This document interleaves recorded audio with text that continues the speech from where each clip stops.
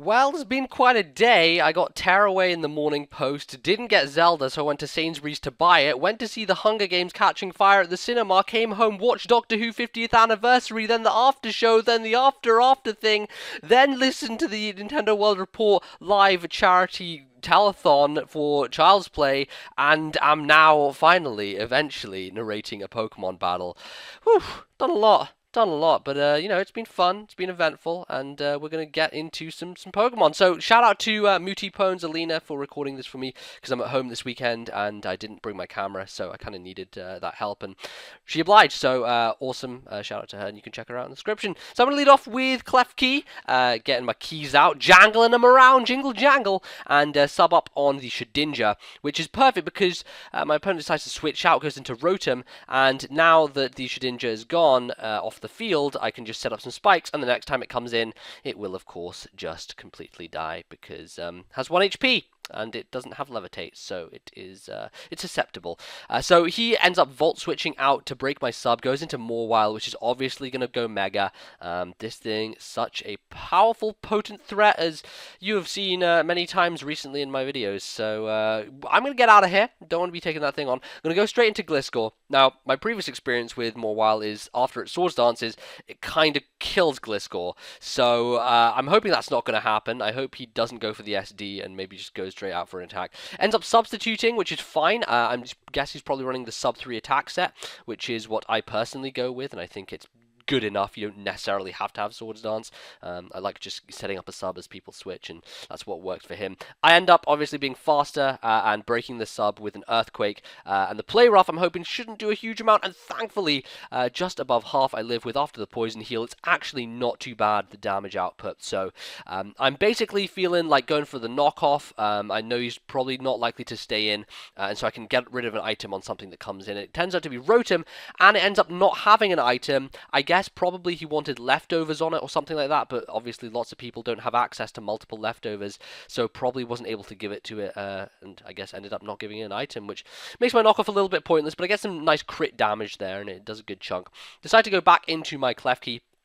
Simply take a a Hydro Pump, and then set up a couple of layers of spikes, or maybe just one layer of spikes if I'm able to. Ends up going for the Will-O-Wisp, which I thought was a little bit of a risky play because there was the potential I could have substituted there, and if he had gone for the Will-O-Wisp and I was behind a sub, it would have just given me, the opportunity to either dodge another Hydro Pump or, set up some more spikes as he Volt Switched, and I think probably a little bit risky, but it works out in the end because is able to get off the damage and then goes for the Volt Switch, which doesn't quite kill me, but I have set up all 3 layers of spikes, I believe, at this point. So anything coming in is going to be taking hefty damage. Look at that Mawile. It's almost dead after all that. Fantastic news.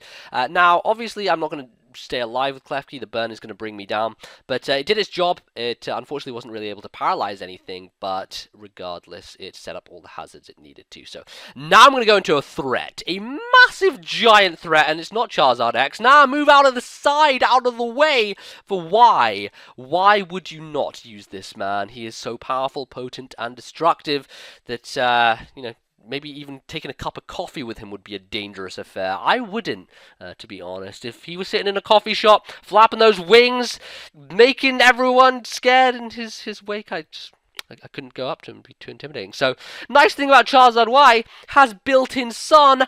Yalalu goes for Solar Beam. Ça c'est le Rotom dead. Oui, maman, le tutu. I don't know why it suddenly turned French, but hey, X and Y is a game about France, so got to get with the theme, right? Gonna switch out Charizard now on the Noivern. Don't want to be taking any Dragon moves, or any, electric or something like that. Does he get T-Ball? I'm not quite sure, honestly. Can't remember. But go into Gliscor to take a hit. Honestly, more or less death fodder at this point. I'm just going to let it die because I don't have a good switch into Noivern. Noivern is one of those Pokemon which is very versatile and it's pretty quick as well. So switching into it's a little bit of a problem sometimes. So I do have issues with that. But managed to go into Aegislash.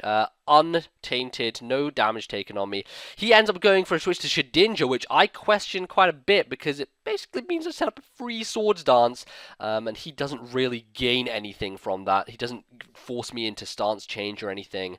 I'm not even sure if I would have gone into stance change had he switched in Shedinja and it died. I'm not sure what the mechanic is like there in terms of entry hazard dying to stance change, but there you go. I probably would have done, I think. That's probably the case, but brings in the Ferrothorn, which is going to smack me around with Power Whip. Power Whip has a cool animation, man. Real cool animation. I like the silhouettedness. Reminds me a lot of that stage in Donkey Kong Country Returns, where they're all silhouetted against the background and running around. Love that kind of stuff. And he's going to keep doing it. We get to see it again. Why not? So I think I'm at +6 now. Got off the 3 swords dances. Ferrothorn is not living a Shadow Claw. Not a hope in hell, especially thanks to the steel resistance to Ghost having been left in 5th gen. Ooh, that's dangerous. That hurts quite a lot. So, Ferrothorn finished off. What do we got left to finish? A Weavile. Can I kill it with a Shadow Sneak? I most certainly can, ladies and gentlemen, and I most certainly will. So we'll be a little sneaky here. Creep up behind Weavile, smack it on the back, and down it goes. It's not even going to attempt to go for an Ice Shard to do a little bit more damage. And finally out comes Nigel. Nigel, unfortunately, with a name such as that, such as Sanjeet's best friend, is not going to be saved and is going to go down to the Shadow Sneak also. So that was a game, a quick one, an enjoyable one. I hope you guys enjoyed. Thank you once again to Mooty for recording this for me. Thank you to Cabbage41, my opponent, for providing me with items that I needed on my stream. That was really nice. And thank you, the audience, for being here and watching me on Pokemon. I hope you guys enjoyed Doctor Who if you've watched it. I hope you will play Legend of Zelda Link Between Worlds. I hope you'll play Tearaway, because that's going to be ignored, unfortunately, by most people. Looking like it's going to be a really fun game. I'm going to get that started soon. So, yeah, it's been a good day. It's been fun. I hope you guys enjoyed your Saturday also. This has been NBZ. Leave your likes, leave your comments, leave whatever you so wish and desire on the internet, and I will see you in the next video. Goodbye.